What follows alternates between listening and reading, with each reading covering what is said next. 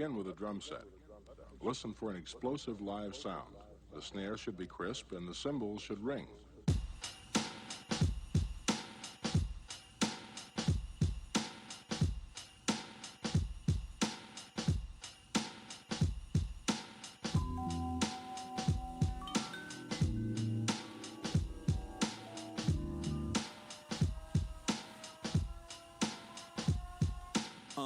I admire you when my living has a limit of desire to keep it going. I'm just knowing that my time with you makes a difference. I'm feeling when I vibe with you. They can't divide us two. We got a bond like 007, right? Even on Devil's Night, you show me what the heavens like. Go ahead and spread your light, though I can barely see. I know you're there with me, my personal therapy. Some days I wish I was more like you. Your certainty, your attitude. Keep doing what you're doing, I ain't mad at you. I'm just wishing that I had that too. Some days I wish I was more like you. Your certainty, your attitude. Keep doing what you're doing, I ain't mad at you. Just to know you, I'm glad I do. I want you to view yourself the way you see me. When you're feeling alone, I'll be a sanctuary. Yeah, I want you to view yourself the way you see me. When you're feeling alone, I'll be a sanctuary. You inspire me. Look at you crazy when you tell me you admire me. Not an example for anybody to try to be. We'll call you bluff, but I know you wouldn't lie to me. Just a surprise to me. We got a bond tight. No one can come between. I have respect for you. You have your love for me. And that's enough for me. All I need to get by. Let me be the method to your Mary J. Blige. So many times I felt defeated. You always know the right thing to say for when I need it. I wanna do the same thing for you to keep it even. You can call me anytime. You don't ever need a reason. I'm right here with you. Never could forget you. All the things that we've been through, everything we went through. Hey, none of it was simple, but I'm right here with you. Some days I wish I was more like you. Your certainty, your attitude. Keep doing what you're doing, I ain't mad at you. I'm just wishing that I had that too. Some days I wish I was more like you. Your certainty, your attitude. Keep doing what you're doing, I ain't mad at you. Just to know you, I'm glad I do. I want you to view yourself the way you see me. When you're feeling alone, I'll be a sanctuary. Yeah, I want you to view yourself the way you see me. When you're feeling alone, I'll be a sanctuary.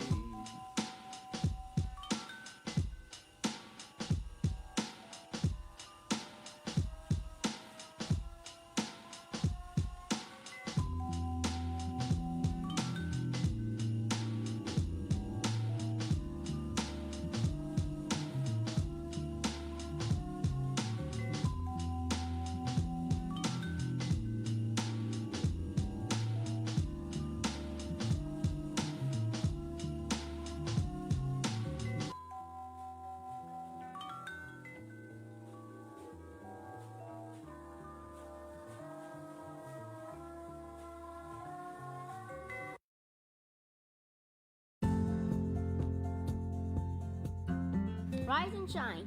Pour yourself a cup of coffee and tune in to Good Morning Aurora. News, weather, and really cool interviews. Monday through Friday from 8 to 9 a.m.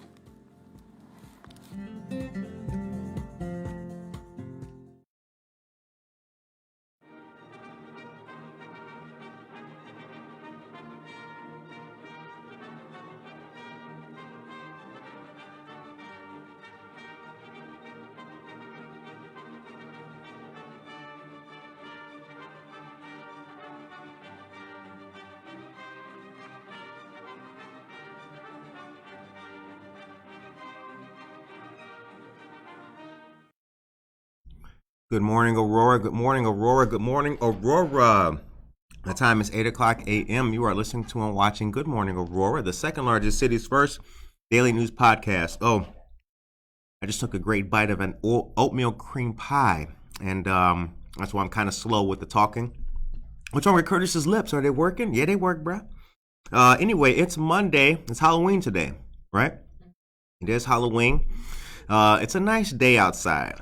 It has the appropriate amount of cloudiness for a little bit of spooky for all of you great Halloween fans out there. But don't forget, tonight is the night as well. The city of Aurora has Halloween trick-or-treating going on. That's going to be taking place at City Hall. You guys will really, really, really like that. There'll be costumes. Our friend DJ Swabby Smooth will be out there spinning some tunes, I believe. Well, when I say out there, I don't know if the brother will be inside or if he'll be outside of City Hall, but he'll be getting his spin on. So come on out for that. It's really good. I saw a lot of great costumes over the weekend, too. A lot of people are doing great things. Trick-or-treating took place downtown on Saturday, right? The Alive Teen Center had their pet parade, the second annual pet parade. Good Morning Aurora was on the scene for that, and that was really cool. So stay tuned for all the great stuff that's happening here in town locally when it comes to Halloween. Some more of our friends have events taking place all up and down Downer. Zenloff had trick-or-treating, Eye of the Angelus, TW, that's Treadwell. So a lot of people have had great things taking place. And we hope that you guys go out there, have a good time, have some fun, have some safe, responsible fun, and then make sure that you can tune in to Good Morning Aurora on Wednesday. Tomorrow's going to be another great episode of Buenos Dias, Aurora. All right. Peter Aguilera, good morning to you, sir. Thank you very much for your stars. We appreciate you all the time. Buenos dias to you. Karina LaFontaine, good morning, dear friend. Saul Olivas, and good morning to you, dear brother. The time is 8:03 a.m. We've got a special guest coming on to the show. She should be with us here at 8:30 a.m. So you're going to hear me for the first 30 minutes. Oh, gosh, Curtis. Well, I got news for you. Don't trip. Don't trip, potato chip. Our guest today coming on at 8:30 will be candidate for Illinois' 11th Congressional District, Catalina Lauf. So we're pleased to meet her again. I met her already at Java Plus. Shout out to Java Plus and our dear friend, scratch that up. Our dear friends, country show. Our dear friends at Java Plus. We met her at Java Plus, great place, and our friends are doing good things over there. Remember, they just had their 1-year anniversary being in business. It was a fantastic time. Javier Burgos, Dan Okanowski, shouts out to you guys. Okay, everybody. Norma Peterson's here as well. I got some things to talk about before we get into our great interview. That'll be coming on at 8:30 a.m. The first thing I want to tell you guys about is let me see if I got it here. Here it is. Coffee is going on. Come join for coffee. Sheriff Ron Hain is going to be at Maine Baptist Church on Thursday, November 3rd from 6 to 7:30 p.m. Mr. Ron Ford as well, who's on the Kane County Board, is going to be there. Maine Baptist Church is located at 814 East Galena Boulevard here in Aurora. Alderwoman Shakita Hart Burns will be hosting this great event. For more information, you can call 630-898-2943. I'd like to see you guys out there having a good time. Get to know who's running. Get to know who the sheriff is. Get to know who's on the Kane County Board. Get to know these people. You can learn a whole lot by being engaged and involved. You know, I care for all of you great people. All right. Now, here's something that we're going to talk about. Just last week, you guys will have known that the city of Aurora passed the movement of the Hollywood Casino. So that's going to be happening and taking place. Doesn't look like plans will be started or initiated for another year or so, but it has happened. Last week on Friday, we interviewed Noah Gabriel Giblin, who's a great artist and who will be playing at the venue coming up on Veterans Day, November 11th. And we talked about SB 516. That was passed in 2019, and that changed the law to where casinos no longer had to be on waterways. Waterways. That was the beginning of what happened recently. See, that's how things go. Remember, the best time to plant a tree is today or 10 years ago. With the law being passed that casinos don't have to be on water and they can now be anywhere in your city, that started the move for Hollywood Casino to move to Farnsworth, or out by the Farnsworth 88 Interstate Exchange is the proper name for it. That was also the time when any kind of petitioning to stop reverse, pause, or change things would have been most effective. And I say that because, as was mentioned, there was a lot of consternation about the move, a lot of complaining, a lot of people up in arms, filling up public comment and everything like that. All for naught. Naught. Monica, the word of the day is naught. N-A-U-G-H-T. That's the word of the day. It was all for naught. It really matters to take part and be involved in the news every single day, all the time. You got to be swimming in it, because then you will know what can be changed, what cannot be changed, and the efficacy of the actions that we take. All of us want to see an appropriate use of funds in our city. Sure. All of us want to have the best quality of life that we can. Absolutely. But in addition to that, we have to be cognizant of economic development and the part that that plays in that. The better a city can be financially and economically, the more opportunity it can provide to its citizens. The time is 8:07 a.m. Okay. Karina Suarez Darden is here. Good morning to you, Karina. And Josie Mendoza Geller. Good morning, Josie. William Miller III is here. Good morning to you as well, dear brother William Miller III. And I used to ride the train together for many, many years. I'm proud to see him in the chat this morning. Over the weekend, let me tell you what happened. Well, before that, the VNA Healthcare had Tent or Treat. That was a lot of fun. It was a resource fair to give resources to the community, but also do a little giveaway of candy of all of the vendors who were there. Our friends of the Neighbor Project and the Aurora Financial Empowerment Center were there, as was the Aurora Township. They were in the house as well. Those three organizations, I wouldn't say they're the coolest in the city, but they're among the most dedicated. Strangely now, this is what, and I want all of your feedback on this. So we're there, right? We're chilling, boop, boop, boop. And so the whole thing, you decorate your tent. Okay, you decorate your tent, and then each tent had a number, so then people can vote on the coolest tent. Oh, I like this tent, Mommy. It had Scooby-Doo. Our tent number was 16. You know, they had Harner's donuts there, like pumpkin spice donuts. Then they had hot chocolate and hot cider. And I thought to myself, you know, there never really was a, like, dessert for the Halloween, Thanksgiving time. Christmas, you always got eggnog, right? There never really has been a, like, which is the more appropriate, hot cider or hot chocolate? I don't know. What do you guys think? What do you like more? Do you like cider more, or are you a hot chocolate person? What kind of person are you? Because I tell you this, the hot chocolate with the donut was good, but the hot cider with the donut was even better. That tasted really good. Anyway, let me know what you guys think. Cider or donuts? The time is 8:09 a.m. Okay.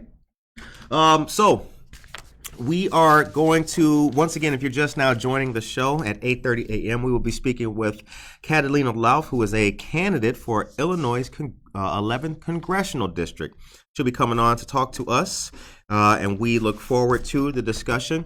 Her campaign stands for People Over Politicians. She is an independent voice, protecting our individual liberties, supporting small business, supporting parental and kids' rights, and putting our American economy first. We can't wait to see her and meet her. The time is 8:10. William Miller III says hot cider with an apple cider donut was too much.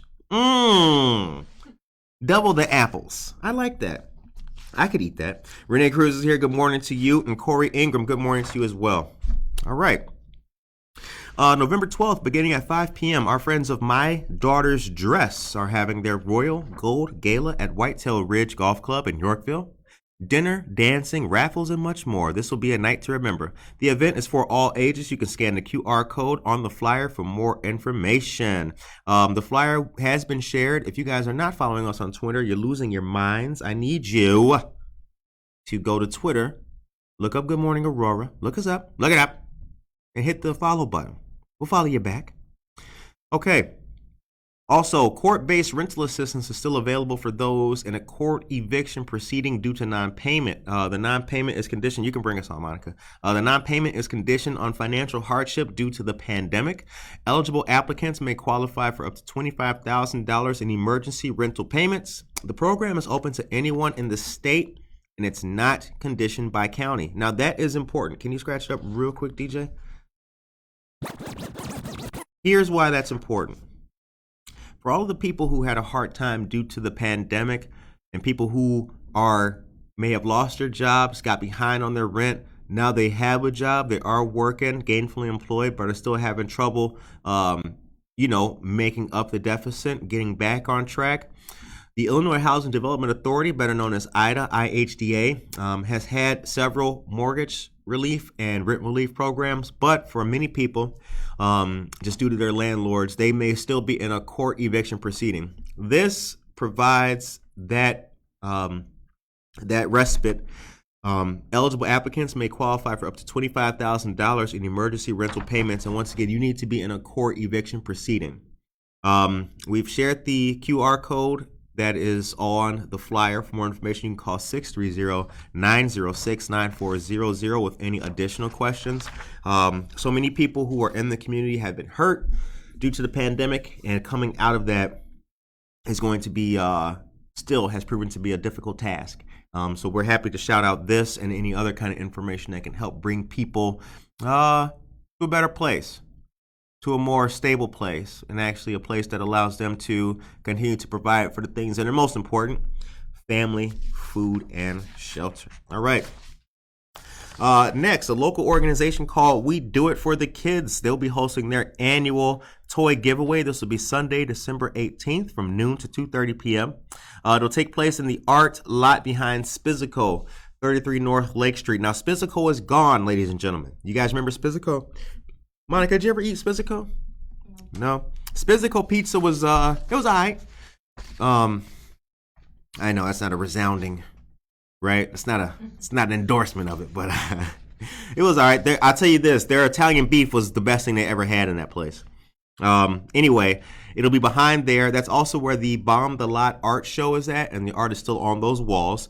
They have 2,000 gifts, so supplies are limited.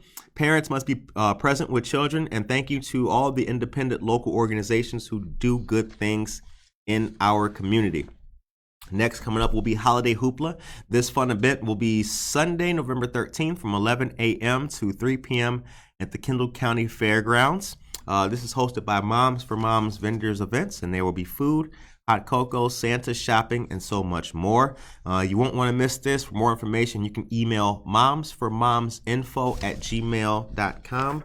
Monica, I'll give you that. If you could please put that in the chat. The time is 8:14 a.m. I got 2 minutes ahead there. Josie Mendoza Geller is here. She says fall is cider. I like that. I agree with that. Pumpkin donuts and apple cider donuts. Let's keep hot chocolate for December and January. I'm feeling that. I'm totally feeling that. Tracy Hodges is here. Hot cider. Good morning to you, Tracy Hodges. Tracy Hodges is a dear friend of the show. Get to know Restoration 1 of Fox Valley. She's also a Rotarian. Shouts out to all the Rotarians out there. Good morning to you as well. And Maria Chirito is here. Good morning. Jim Mendoza is here. Good morning to the GMA fam. Right back at you, dear friend. Karina Suarez Darden. And of course, we'll share the good news that you got going on. The email is in the chat for anyone interested in the Holiday Hoopla Moms for Moms vendor events. The time is 8:15. Once again, at 8:30, we have a great guest coming on. Candidate for 11th Congressional District, Catalina Lauf. Can I get a zoom in? Can a brother get a zoom? Yeah, y'all see that. Candidate for the 11th Congressional District. So get ready at 8:30. Okay.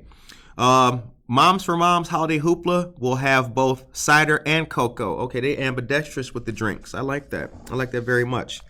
A couple more pieces of information for you guys that are going to help you out. All right. So as you guys know, as we've mentioned before on the show, housing is a big issue here in our community. It's not just a big issue really in Aurora, all the surrounding counties as well. Kendall, parts of DuPage, Will, all of them are experiencing issues with affordable housing and an unhoused population, which continues to be growing. Now, the Hesed House and likewise organizations do what they can on a local level, but the problem persists. The city of Aurora has plans to build new apartment complex on the west side of Fox River on downtown, and the vote to finalize these plans will be taking place tomorrow. All right. Alderman meeting as the Committee of the Whole moved plans for the 7-story, 190-unit Pacifica Riverview complex between the River and North River Street next to Wilder Park to tomorrow's regular City Council meeting. The preliminary plan and conditional use are coming off the consent agenda to be voted on or to be potentially approved. City officials have touted the development as the beginning of a new neighborhood on the north edge of downtown, connecting new development along the river and River Edge Park. The 2.34-acre development would have studio, 1-bedroom, 2-bedroom, and 3-bedroom apartments, as well as 10 row houses directly along the riverfront. The 2-story row houses would feature terraces on their rooftops, and the development would also have a communal rooftop terrace for the entire complex on its 3rd floor. The development also would have about 2,000 square feet of retail on its 1st floor, a party room, and a workout center. The article continues, the developer is the Windfall Group, which is also developing the Pacifica Square Shopping Center on the far east side of Aurora. The company has developments throughout the country that are Asian themed and carry the Pacifica name. This is the most important part of this. So the development is considered a transit-oriented development by the city's development officials because of its proximity to the Aurora Transportation Center, as well as to the bike trails for walkability. For that reason, officials are allowing the developers to provide parking at the rate of 1.5 spaces for each unit rather than 2. Okay, that was the end of it. Now, this is also what's significant about it too. It's been known that those who commute, or rather the city has wanted for a while to engage commuters.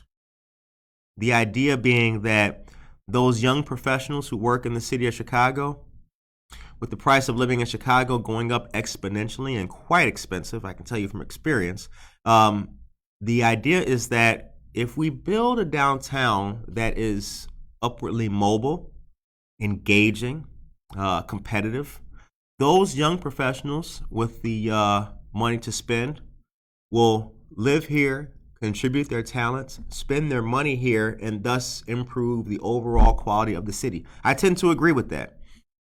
When I was working with William Miller III, he's in the chat. When I was working downtown, I was always looking for opportunities for employment out here. I had a good job downtown, but I was like, $250 a month in Metro tickets for the monthly? Nah. If I could find a great place of employment here, I could save that money locally and do more things. And so it's in that spirit, and I support that development. That's the one that's coming on the west side of the river, again, on River Street, in between the Hollywood Casino parking lot and Wilder Street. There's also a development by DAC Developers, which is coming on the east side, encompassing the parking lot behind Aurora Township, Charlie's office, and Jake's Bagel. So get ready for that. Monica, can you take me to a personal commercial? The time is 8:20 a.m. Dan Burrell is here. Good morning to you, Dan Burrell. Dan Burrell is a good friend of the show. He's a very knowledgeable man as well. He retired from the city of Aurora after a great career doing, well, basically everything. So shout out to you, Dan. Good to see you this morning, my brother. Okay. Next, I have information about increased internet services. And don't forget that 8:30 a.m. we have a great interview coming up with Catalina Lauf, who's a candidate for Illinois' 11th Congressional District. The time is 8:20. Aurora wants to bring increased internet service to 11 learning centers for low-income folks in the city. City Council members voted on providing $100,000 to No Child Left Online. That's an initiative that identified community organizations that provide remote education spaces for low-income children and residents, but were also in need of technology upgrades. City and online officials worked with each organization to identify existing connectivity issues and prioritize the best solution. Maria Saltajerry is here. Good morning to you, Maria. Michael Rayford's here. Good morning, my dear brother. Michael Rayford Media, get to know him. Happy Halloween to you. The centers are as follows: Hesed House, Simply Destiny, APS Training Institute, the Warren F. Cannon Community Outreach Center, Maine Baptist Church, Simard Hall at Sacred Heart Catholic Church, Grand Boulevard Community Center, Randall West Community Center, the Aurora Public Library, Indian Trail Apartments, and La Quinta Kids Internet Cafe. Officials spent 3 months installing upgrades. Older networks, modems, and hotspots were replaced with high-capacity networks and increased access points. With these improvements, locations were made much more capable of providing remote learning spaces for kids. The locations will benefit from a sustainable long-term solution to internet connectivity and bandwidth for years to come. The plan is to spend $100,000 for each of the next 5 years to pay for the connectivity. Alderman placed the expenditure and it passed. The time is 8:22. Now, I'll give you a little bit of background. It was, let me see, when was it? 2020? It might have been early 2021. There was a study done, I saw it on ABC News, which detailed that there are many households, and we live in a technological age, but there are many households that do not have internet service.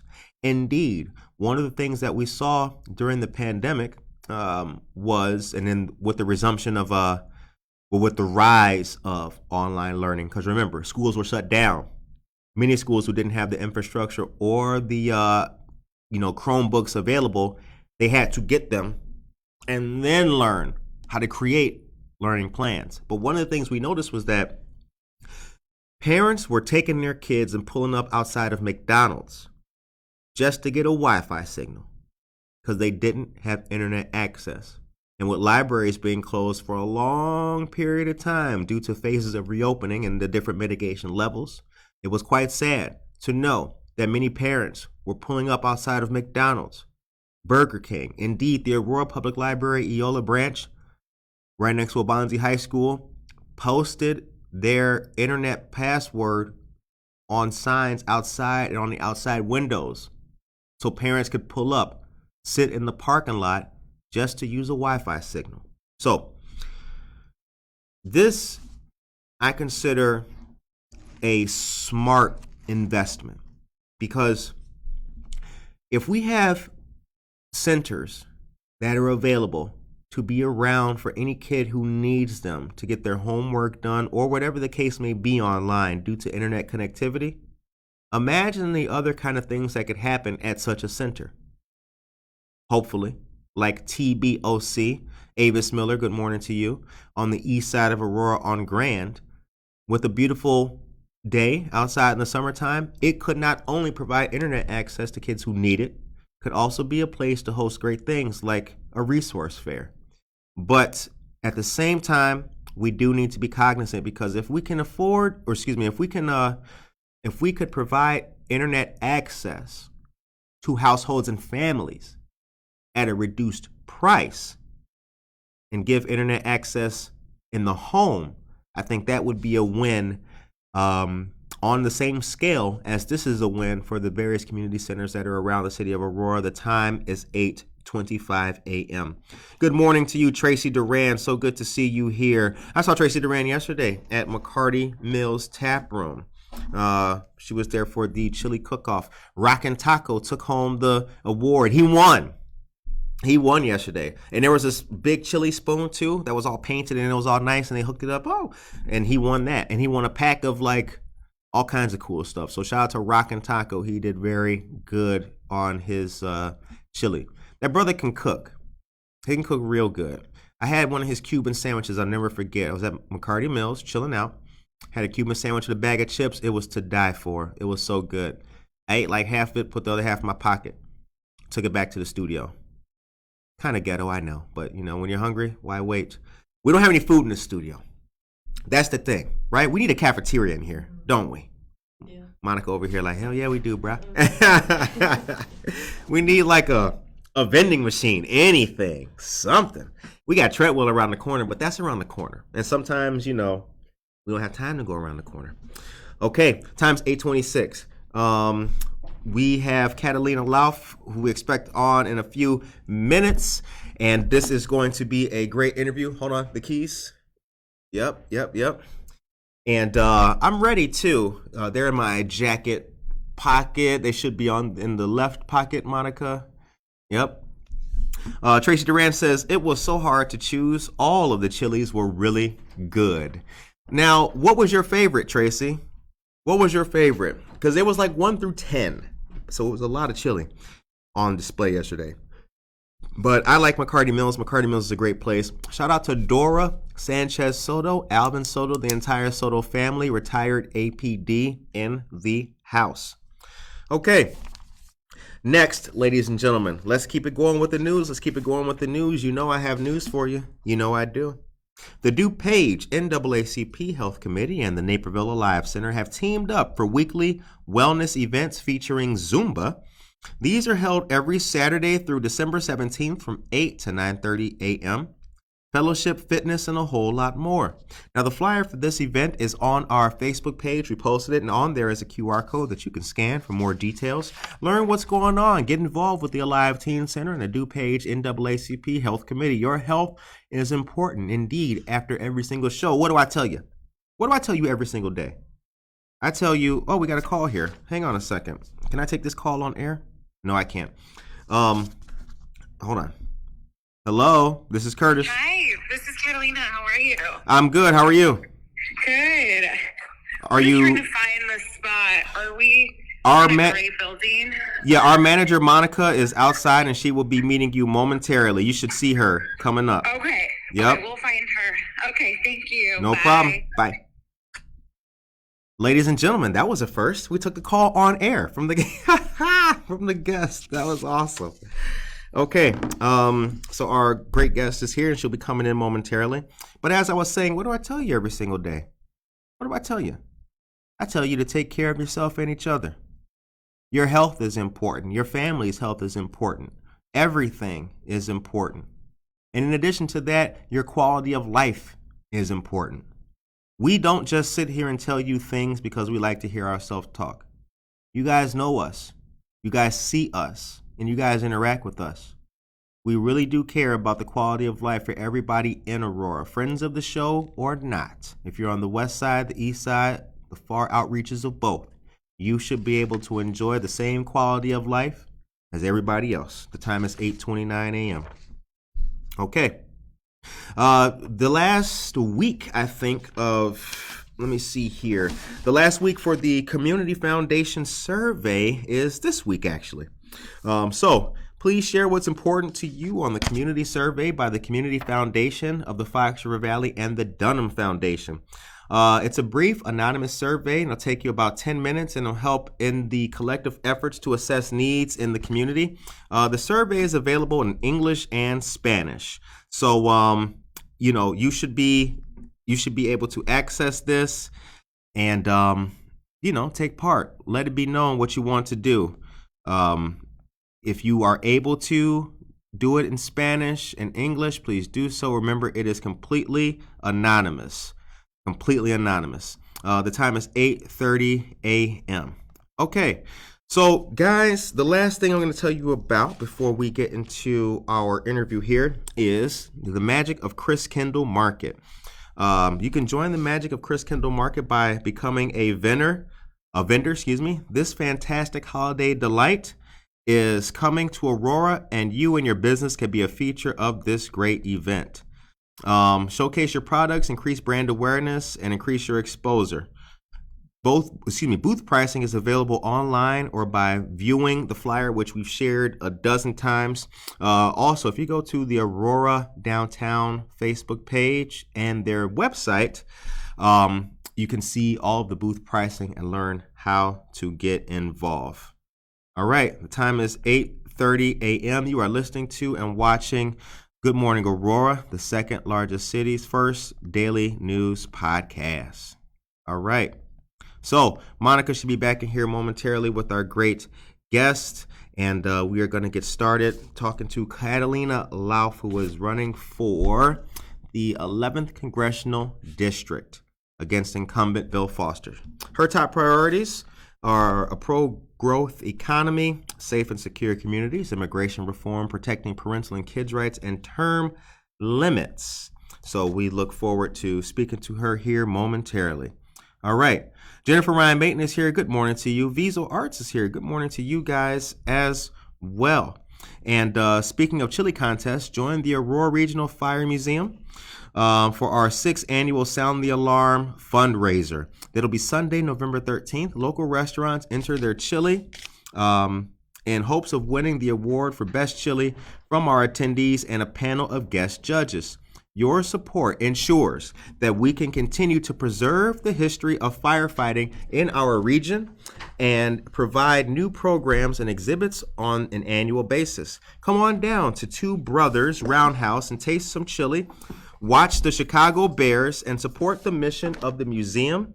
All proceeds directly support the mission, program, and exhibits of the Aurora Regional Fire Museum. Won't you help us sound the alarm? Your ticket includes the ability to sample local chili from our participating restaurants, 1 beer ticket, you had me there, thank you gift, and the link for the tickets is in the chat. 2022 Sound the Alarm at eventbrite.com. Tracy Durant, thank you so much for that news. The time is 8:32 a.m. All right, we are joined by our guest, Catalina Lauf. How are you, Catalina? Good, how are you? I'm all right. How's life? Good. Good to see you again. Good to see you too. Thanks for having me. No problem. So you and I met at Java Plus. Yes. That was an interesting day. It was their 1-year anniversary. Mm-hmm. What did you learn when you were there meeting the folks? How was the response and reception? It was very good. You know, I think, first of all, it's so wholesome to see so many people who support small businesses. Coming from a small business background and entrepreneur family, it is so vital that we focus on the small to medium-sized businesses in our local communities, but also the fact that the owners do such good work, you know, inviting so many different organizations and other businesses to showcase what they offer is just such an example of the need for community and that kind of almost tribe essence of what makes our small towns and towns in general great. Right. And I just love that concept and people who really value that. And you can definitely see that in the owners in that. And we were really proud to support. Are you a coffee drinker? I am, yes, right. yeah. Oh, you got Cheers, coffee. All right. A brother got you coffee. Yes, so, yeah. You did? Oh, I'll take it. Oh, I'm sorry. I will take that one too. Thank you. I got you cream I on the love it. side. Oh my gosh, you are so kind. Thank you. No problem. See, that's what you got to do to your guests. You got to exactly. You got to bring them coffee on the way in. Lure them in with the coffee. Yes, I will take it. Thank you. So I wanted to talk to you and let you detail what your campaign is standing for. Yes. I preface it a little bit, people over politicians and an independent voice. Yes. So let's take things from the top. I hadn't kept your flyer and your handout that you gave to me. So we'll take things from the top, specifically the pro-growth economy. What's wrong with it now? Yeah. And what does that pro-growth look like? Well, first I'll go just a little bit into my background. I was born and raised in McHenry County, so a little further north from here. My mother came from Latin America, Guatemala, during the height of its civil war. And so she was raised with, you know, what poverty, corruption, and what government looks like. And it really taught, you know, my sister and me the values of what it takes to come here, and not only that, but what people will sacrifice to have the American dream because we live in the greatest country in the world on our worst day period. And so growing up with those stories really created this appreciation for a free enterprise system, limited government, and a country where all people can thrive no matter where you were born, where you came from, race or ethnicity. In America, you can become whoever you want to be, and we must preserve that. And so when we look at pro-growth economics, you know, right now what's going on with high inflation rates, it is over the top. When you look at gas prices over the top, these were all government and created issues that if we had different policies, for example, not spending billions of dollars of foreign aid, or not allowing us to be energy independent, those things that politicians have voted on, including, people like my opponent, are completely undermining the American people. We need to go back to pro-growth economics. I worked for the Department of Commerce, and for example, the Tax Cuts and Jobs Act, something as simple as that was deregulation, lowering taxes, and really helped businesses in our own district be able to thrive. You need to be able to unleash entrepreneurism and innovation, and the only way to do that is by giving them a chance. And that's by lowering taxes. That's by getting the government out of the way and stop voting and spending taxpayer money when it comes to the American workforce as well. We need to go back to pro-growth. I got a question about that. Yeah. And in tandem to what you mentioned about the Inflation Reduction Act. Yeah. No Republican voted for the Inflation Reduction Act. What was wrong with it? I think the biggest issue was that you were spending a ton of money on certain pet projects in that. And that's the issue with government as a whole, right? They try to pass these pieces of legislation and without actually looking at the fine print. Nancy Pelosi, I believe, brought that to different members to vote on with very limited time to actually even vote, right? And when you look at it, there are so many pieces of inside of it that were all at the expense of the taxpayer, right? Well, one of them is lowering drug prices. Well, that's fine, but what was the rest of it?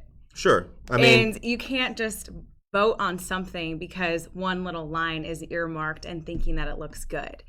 And that's my issue with a lot of these different policies that are passed, even things like, say the Green New Deal, or I can also give you another one. Actually, House Republicans tried to unleash energy independence. Why did 220 Democrats vote against that when we could actually have lower gas prices right now had Democrats voted on that? We've come to a point in time where we are so divided from a government perspective that if we had enough people to think about thoughtful bipartisan legislation, things would actually be productive.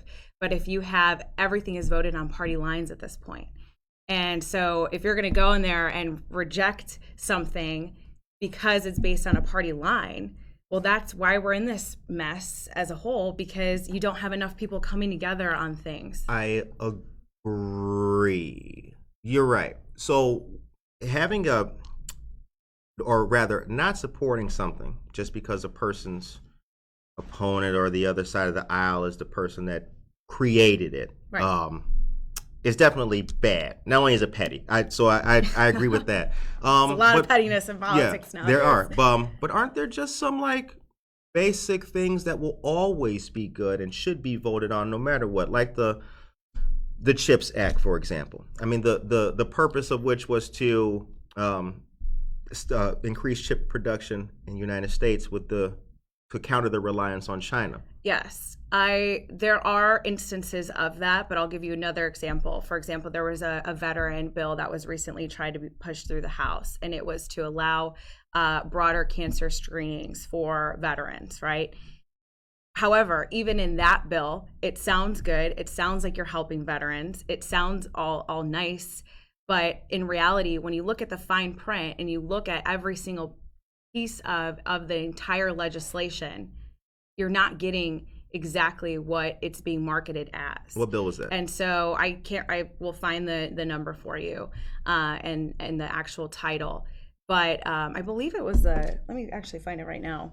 We can do that on the air. We're yeah, ambidextrous with the news, ladies and gentlemen. We can do that. I will find As you it. see, right? Yeah. Our notes are... But that's the issue, is that, again, all of these things are advertised as something so nice, but then when you look at the fine print, there's not a lot there that you can actually come in agreement with, right? But, and that's part of it, though. And that's the sad truth of the morass of legalese, right? It's always, I mean, with respect to what you're talking about, too, I mean, the Inflation Reduction Act had energy policies in it too. It had, it went from energy to lowering drug prices. So yes, there's always going to be a mixed bag of those things.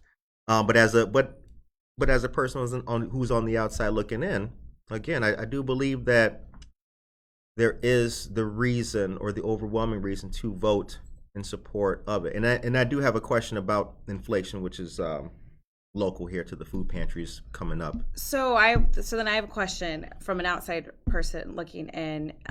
Your perspective, when you have a clean bill like the one that the Republicans wanted to try to push, where it literally only talked about the federal land drilling and or drilling on federal land, Otherwise known as fracking. Well, yes, but there was a specific bill recently back in March that was trying to unleash energy independence to lower gas prices. It was a clean bill that only spoke about that, and it had solutions to continue to help us become energy independent. Why didn't Democrats vote for that?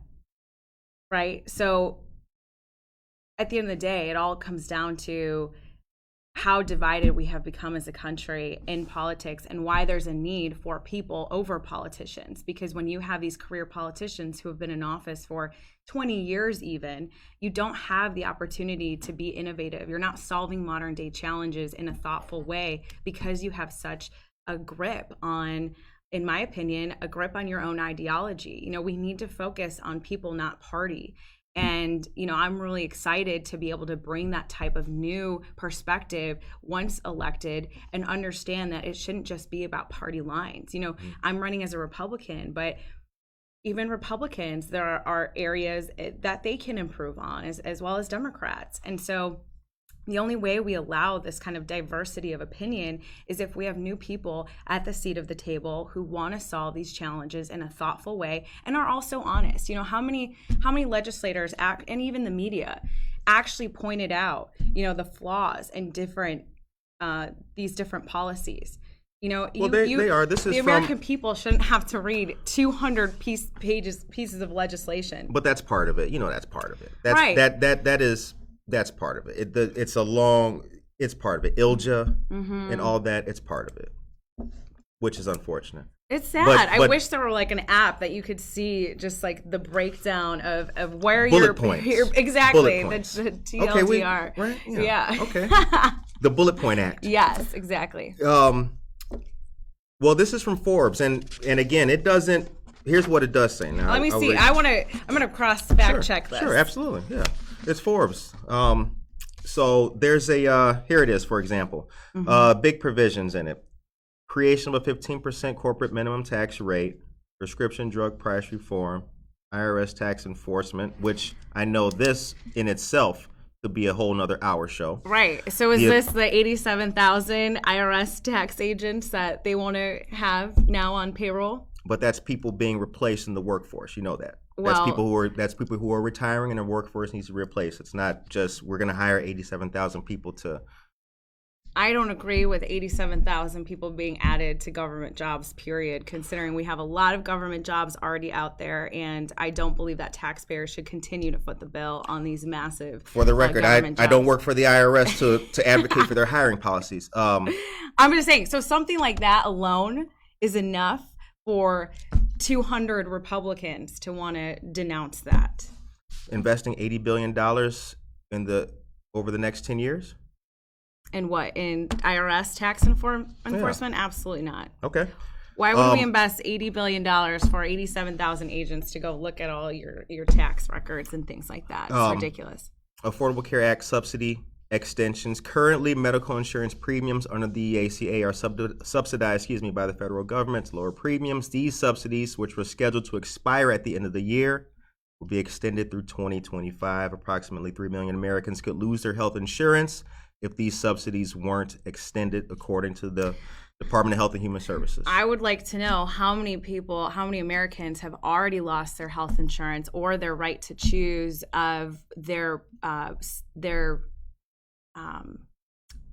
own insurance because of the Affordable Health Care Act, right? Sure, we'd like to know, but is that a reason not to support it? No, absolutely. Okay. Well, I think it is a reason not to support it because this is not telling the entire truth of the overarching consequences that was the Affordable Health Care Act. I have businesses actually right now that because of inflation, because of the supply chain issues up in DuPage and Kane and McHenry County, that have to shut down. And a lot of that began because they couldn't afford health insurance. So that alone is another issue that we could spend another hour on. And then lastly, energy security and climate change investments, including numerous investments in climate protection, tax credits for households to offset energy costs, investments in clean energy production, and tax credits aimed at reducing carbon emissions. So my issue with that one, since we're, bullet pointing here, is the time is 8:46. The issue is, how are we willing to spend taxpayer money on investments in climate protection when there isn't enough research to tell us what exactly will actually help the climate as a whole?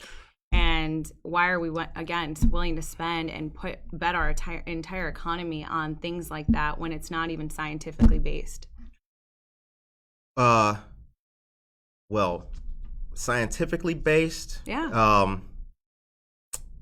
Although this report does not list the agencies who are doing the work and everything like that, the problem that I have with this is, especially when it comes to the monies, is, I mean, we're funding the conflict in Ukraine with weapons. I see it kind of counterproductive to provide weapons and then help the environment. I don't see the two. Weaponry is kind of counter to the environment. So when it comes to this, I find it somewhat dubious to be supporting or investing in climate change and weaponry at the same time. Interesting. But that besides, I don't think it's good. See, I don't think we should be spending taxpayer money, billions of dollars of foreign aid, when you have businesses here shutting down. People are suffering right now. I talk with seniors a lot. I talk with parents, moms. It's not great out there in the economy, and we need to make sure that we can stop spending taxpayer money. Just printing out money is not how. In what world do you continue to print money to reduce inflation? There's way too much money out there that the government has been spending. We need to roll back. And lastly, because this does matter in this particular report, according to the Congressional Budget Office, a federal agency that provides budget and economic information to Congress, the bill will barely make a dent on inflation in the near term and could even nudge it upward. So the problem persists, and it is a huge issue. Is that it was no solution, and that's why Republicans voted against it. Well, there is a I think they would have voted against it anyway. Well, we'll see. So there is another thing I want to ask about, and this is in regards to the food pantry. Okay, this here, and let me preface it real quick. Sure. The Hollywood Casino here is going to be moving to out there by 88, the Premium Outlet Mall. Yeah. Here it's a big thing because the city of Aurora is providing like a $58 to $60 million bond for them to do it. People are upset that a casino is going to be able to get money from a city when they already have billions of dollars. Okay. The big issue that people have is that money could be better spent here locally to help what is struggling here. Healthcare, specifically, in addition to that, food pantries. Okay. One of which is Marie Wilkinson's, Aurora Area Interfaith Food Pantry, Loaves and Fishes, what have you. Now, there is an article here, and I want to read a little bit from it. Sure. All right. So, staff at the food pantry are not happy about how the back room of the building looks. Shelves once brimming with food are half empty. With the need rising, Aurora's largest pantry is serving 35% more people this year, including 40 new families a week. We're receiving fewer donations, according to their spokeswoman, Alyssa Edwards. According to Diane Renner, executive director of Marie Wilkinson's Food Pantry, we're giving out more than we're getting in. Food is getting scarce. Navigating the pandemic, adding inflation, that's a perfect storm. Quote, while we are not seeing our shelves empty as fast as others, we're gearing up to see it happen. We know what the problem is. Loaves and Fishes CEO Mike Cavallo, whose Naperville-based pantry has seen its numbers skyrocket from 3,000 clients at the beginning of 2022, to its current 6,000. Inflation disproportionately affects 1 in 5 people who are considered low income of the 2.2 million in the 4-county area Loaves and Fishes serves. Because the poor can't do anything about fixed living costs such as housing, utilities, transportation, and childcare, they reduce costs where they can. Your incumbent, or the incumbent, tweeted that he was proud to advocate for $1 million in federal funding. No family should have to worry about putting food on the table. You responded that because the incumbent and others keep voting for or voted for the Inflation Reduction Act, that they want people to be fed by them. Yes. And that they created the problem. Yes. How could they create the problem, but the executive directors don't mention that? They don't describe the problem to a party or a person. So for example, if a Democrat was to say Republicans created this problem, that'd be just as wrong. Like, why, the ascription to the problem being anything other than what's detailed. Why is that? Sure, and great question, and I'm glad that you brought this up. You look at, because the people who and the food pantry, it's a big thing here with the whole casino and everything. And look, everybody, you should deserve a hand up. And I think that the issue for so long was always this perception that Republicans didn't want to help people, right? And that's fundamentally not the case. Let's look at Cook County, for example, the south and west sides. Right? Let's stay here, though. Let's stay here. Kane, with this. That's a broader issue, though, because it talks but this about is targeted, politicians. though. I understand, this is targeted. I though. have a point to jump to. You have areas that have been long held by a particular party. The Democrats have controlled them, and you don't even have grocery stores in some of these communities. They have long been forgotten, and Black and brown communities suffer the most when you don't have economic opportunity. And when you don't have economic opportunity, you see a higher rate of crime, and you see the issue that has been going on in the city, and now it's being pushed out to our excerpts. Why are there so many people hurting to find food in an excerpt? Why?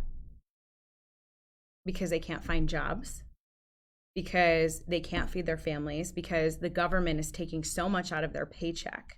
And businesses, not to mention, are shutting down left and right, which is hurting people to be able to even find jobs.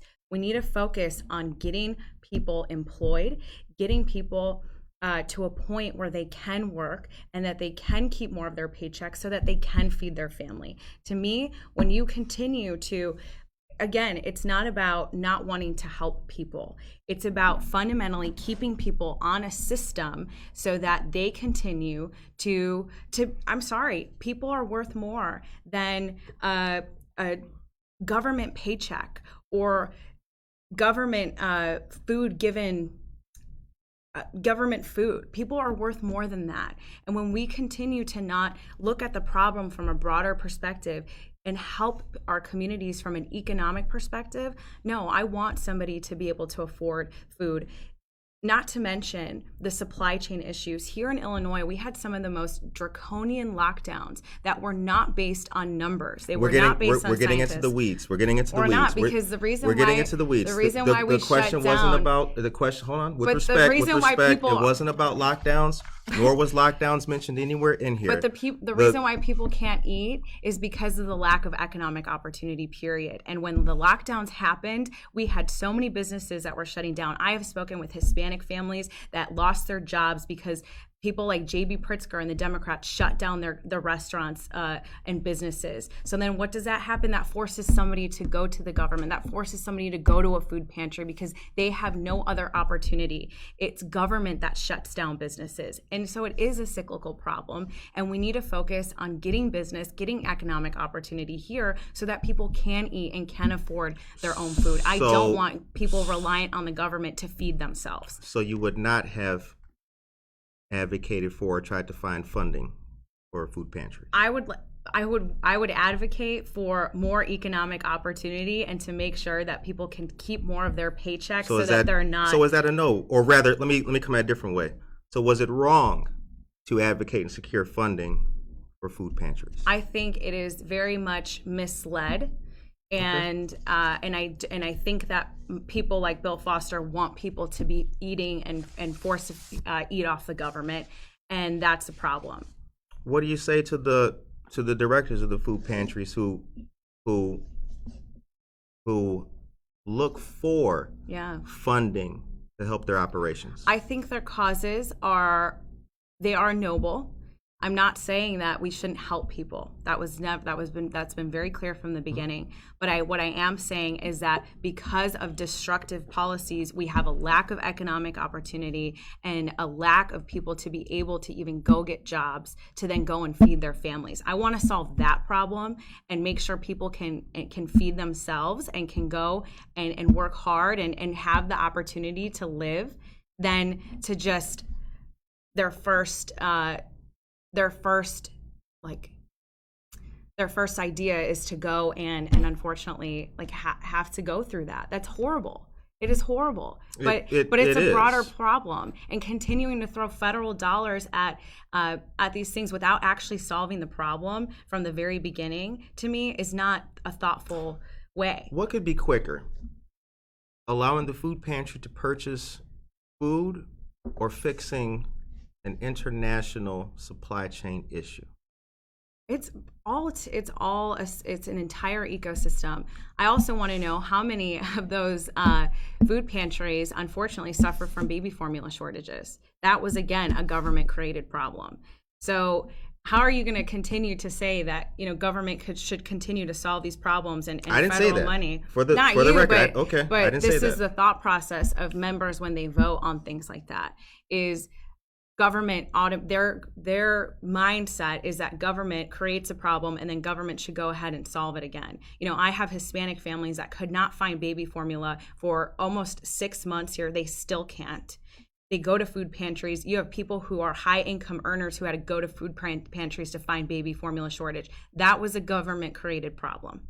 And so since they created the problem, they shouldn't come back and fund the problem. Well, are we talking about food or baby formula? Because if there was federal money, we're talking about, with respect, we're talking about the food pantries with which the baby formula is at too. If there were baby formula at this food pantry, absolutely, then federal money should be spent for baby formula shortages, and we should go get it from the border, which there was thousands of pallets, as we've seen, at the border that should have been for our American babies and our American kids here. If that's where the money was going, absolutely, I would advocate for that. But the entire purpose of all of this is that there's not enough economic opportunity to feed Americans, and that is an issue to me. The time is 8:58 a.m. And then I wanted to also touch on term limits. Yeah.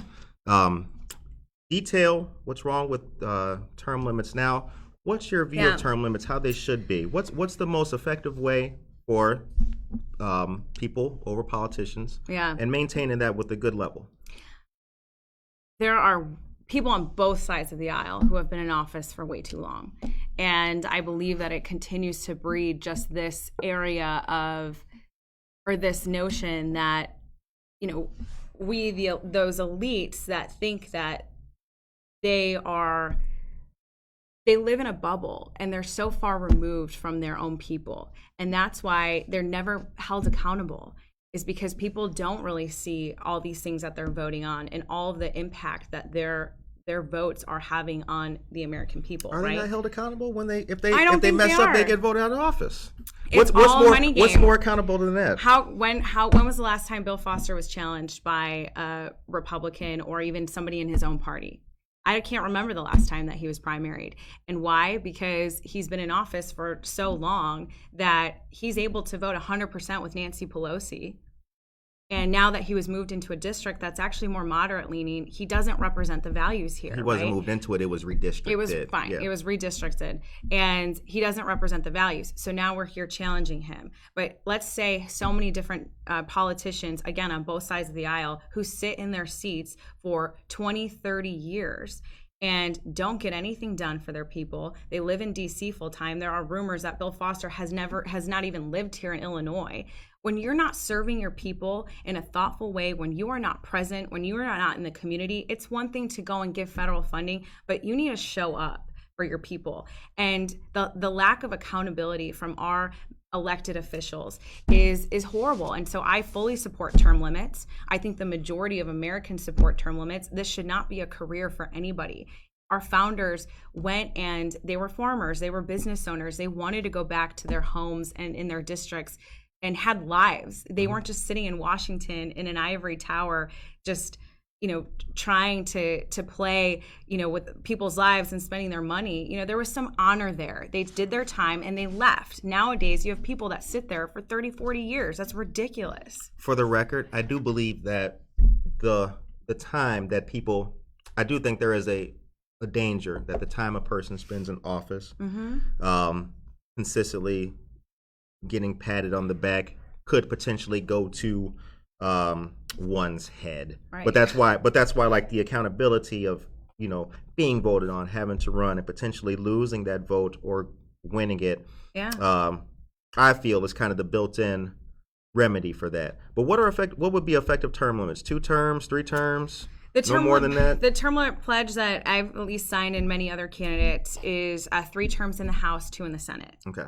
Which I think is plenty of time. 3 terms in the House, 2 in the Senate. Yep. So we also have to realize this is such the amount of money that's involved, the amount of how hard it is to break systems within systems. Even in my own party, I was told to step out. I was told, and even against the Democrat, the amount of lies that have been spent against us, there's no more honor in politics. And that's what's so sad. And so it creates this system where it's even harder to get people out because they have so much money and they're able to. How is it that my opponent is able to spend millions of dollars on broadcast TV lying about my stances? I mean, that's the reality of politics today.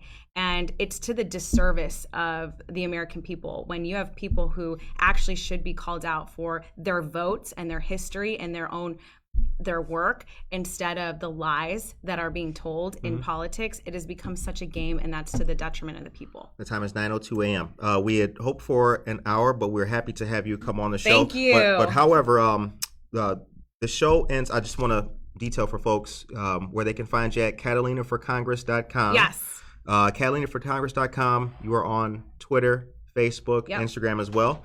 For anyone interested, is there a number they can call or any other information for them? Team at CatalinaForCongress.com and Catalina Lauf on all social media platforms. We're very responsive on Facebook Messenger and things like that. Okay. Yeah. Now the show ends on a positive note. Okay, great. What is your message today for the voters and the people? Yes, regardless of ideology, Republican or Democrat Party, we live in the greatest country in the world, and it's in part because of our ability to be self-governed. And so if you're on the fence of voting or it's just not been a priority, please do your civic duty because it is something that makes us different as Americans.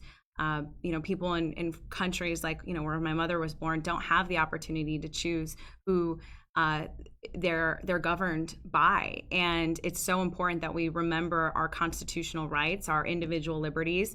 And that is really in part because we have this system. Our founders created an experiment that has worked. And we must preserve that, and by doing your civic duty and voting. And if you don't like what you see in your elected officials, you have the power to vote them out. This is our state and our country, and you have the power to decide who represents you. So get out and vote. We concur with that message.